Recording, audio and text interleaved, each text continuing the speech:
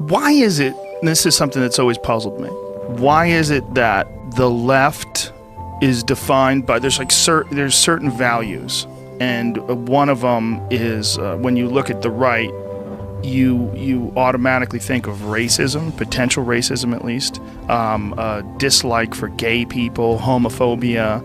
There's certain qualities that are always attributed to conservatives, and then there's certain qualities that are and these are social things, and that I'm not quite sure I understand. Like, why is it that the left is always associated in support of gay rights? The left is always associated in support of of all races and all genders, and well, I think it's the dispossessed issue again. So imagine that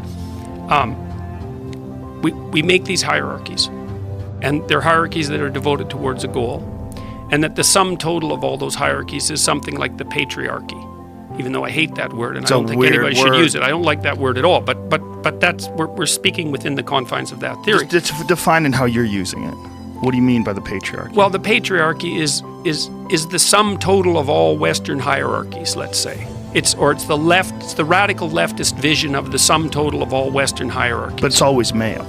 Well, that's the theory, is that it's male dominated, and that's patriarchy is a male-dominated word. Well, and it's a funny thing because, of course, there's lots of sub-elements of the patriarchy that aren't male-dominated.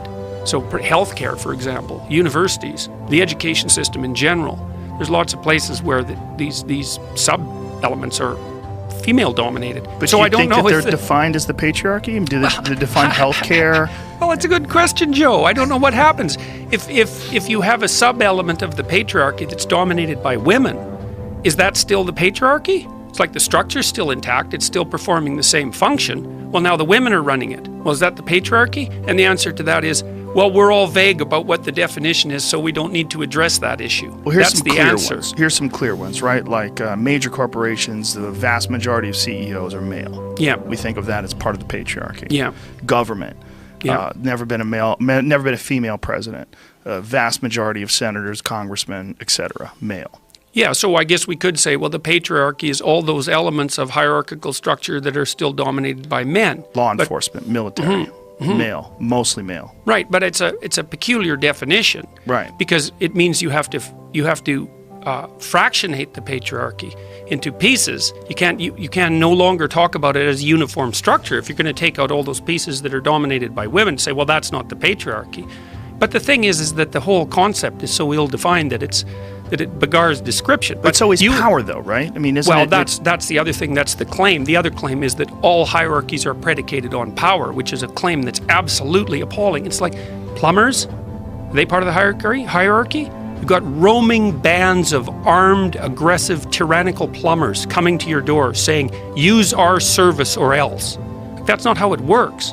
You go look, when you're going looking for a plumber, you go look for a massage therapist, or a surgeon for that matter, or a lawyer.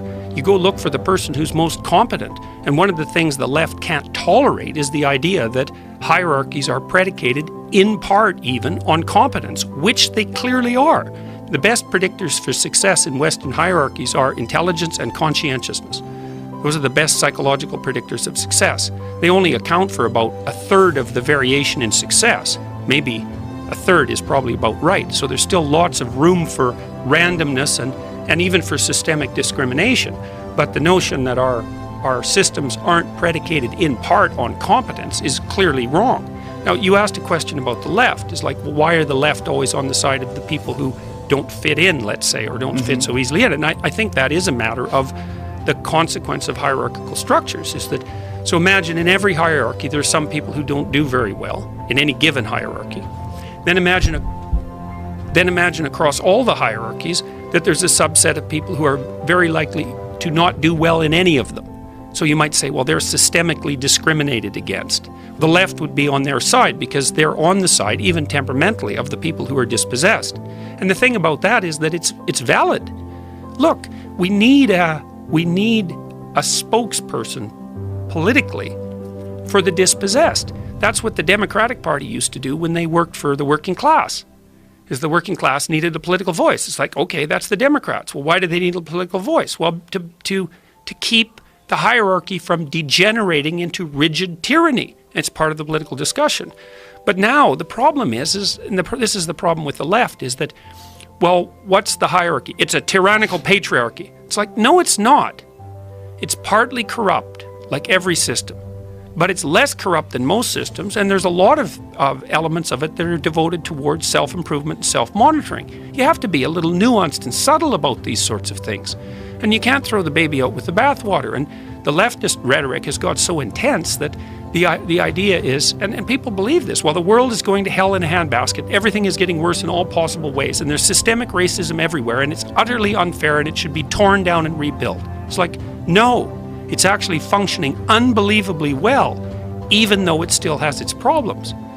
You know, and there's a big difference between saying there's systemic racism everywhere, and the reason that there isn't perfectly equal outcomes is because of prejudice, and saying, no, look, the system is functioning, let's say at 75%. It's doing all right. It's got some problems, including systemic prejudice, which hopefully will work themselves out across time and which show every bit of evidence of doing so.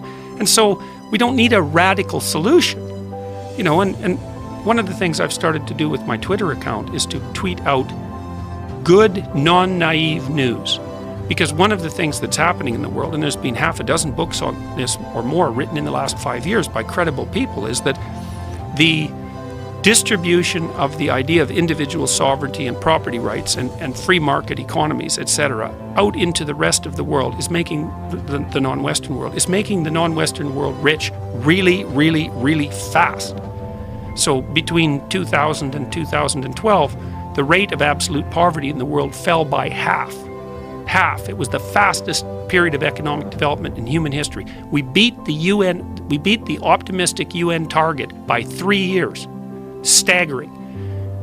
You know, the rates of child mortality in Africa are now lower than they were in Europe in 1950. The fastest growing economies in the world are in sub-Saharan Africa.